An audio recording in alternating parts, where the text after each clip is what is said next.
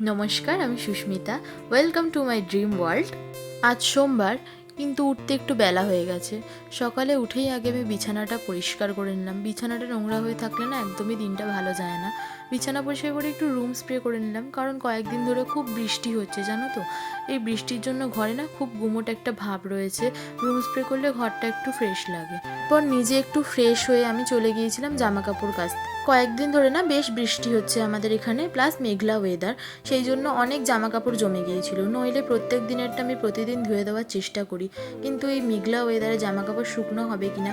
যেই আজকে দেখেছি একটু রোদ উঠেছে, তাই জন্য তাড়াহুড়ো করে জামা কাপড়গুলো কাচ্ছি। পুরোটা হয়তো ভিডিওতে শেয়ার করতে পারিনি। কালকে রাত্রেও তো প্রচুর বৃষ্টি হয়েছে, এই জন্য আজকে সকালে যেই দেখলাম একটু রোদ উঠেছে, ভাবলাম জামা কাপড়গুলো জমিয়ে রেখে লাভ নেই, তাই তাড়াহুড়ো করে কাচ্ছি। পুরো ভিডিওটা তোমাদের সাথে হয়তো শেয়ার করতে পারিনি, আমি একা হাতে ভিডিও করি তো তাই জন্য। আর জামা কাপড় আমি একদমই জমিয়ে রাখতে পারি না।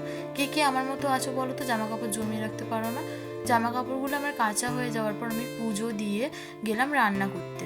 পুজো দিতে আজকে একটু টাইম লেগে গেছিলো, তাই জন্য রান্না বসাতেও দেরি হয়ে গেছিলো। ঝটপট আমি ভাতটা বসিয়ে দিলাম। ভাতটা বসিয়ে দিয়ে এবার আমি সবজি কাটবো। সবজি তেমন কিছু না, আজকে একটু ডিমের তরকারি করব। সেই জন্য আদা রসুন আমাদের অলওয়েজ বাটা থাকে। কারা কারা আমাদের মতো আদা রসুন বেটে ফ্রিজে রাখো বলো তো? আমার মা প্রত্যেক সপ্তাহে আদা রসুন বেটে বেশ অনেকটা ফ্রিজে রেখে দেয়।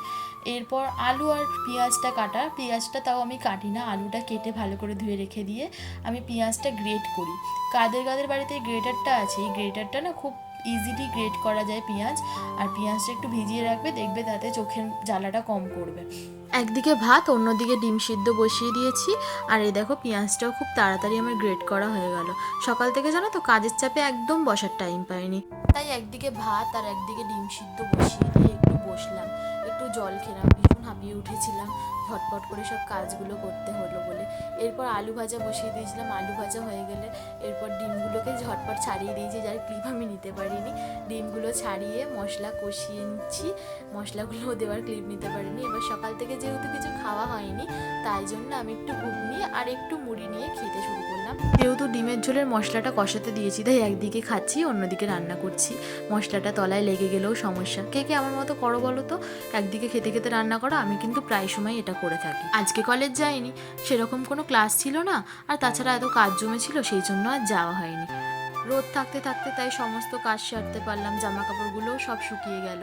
মশলাটা দেখেছো, তোমাদের সাথে গল্প করতে করতে কষানো হয়ে গেল। এরপর আমি আলু ডিম সব কিছু দিয়ে আরও ভালো করে একটু কষিয়ে নিয়ে একটু অল্প পরিমাণে জল দিলাম, একটু গামাখা গামাখা তরকারি করবো।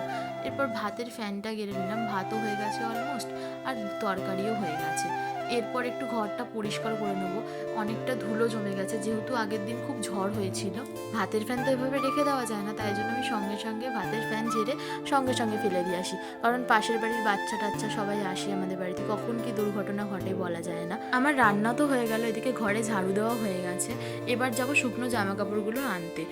যেগুলো একটু তোলা জামা কাপড়, মানে একটু রঙিন, সেগুলো আমি রোদ একদম চড়া হওয়ার আগেই নিয়ে চলে গিয়েছিলাম। আর এগুলো ছিল, এগুলো একটু মোটা টাইপের কাপড়, তো এগুলো ছিল, এগুলো সেই জন্য এখন তুলে নিয়ে যাব। এরপর সব জামা কাপড়গুলো আবার গুছিয়ে রাখতে হবে, যেখানকার জিনিস সেখানে। আমি না একদম অগোছালো ঘরে থাকতে পারি না, এতে না আমার নিজেরও একটু বেশি অস্বস্তি হয়। ঘর পরিষ্কার পরিচ্ছন্ন করে পরিপাটি করে গুছিয়ে না রাখলে না আমার একদম ভালোই লাগে না, জানো। তোমরা কারা কারা আছো বলো তো আমার মতো, যারা কিনা ঘর একদম টিপটাপ পরিপাটি, এমনকি বিছানার চাদরটা পর্যন্ত টান টান না থাকলে একদমই ভালো লাগে না। আমি সবসময় চেষ্টা করি পরিষ্কার পরিচ্ছন্ন আর পরিপাটি করে সাজিয়ে রাখার, কিন্তু জানি না কতটা পারি, কিন্তু সবসময় চেষ্টা করি। ভাগ্যিস সকালে জামা কাপড়গুলো কেচে নিয়েছিলাম, দেখো একটু বেলা হতে না হতে আবার মেঘলা ওয়েদার হয়ে গেছে। তো আজকের ভিডিও এই পর্যন্তই। খুব শিগগিরই দেখা হবে নতুন একটা ভিডিওতে।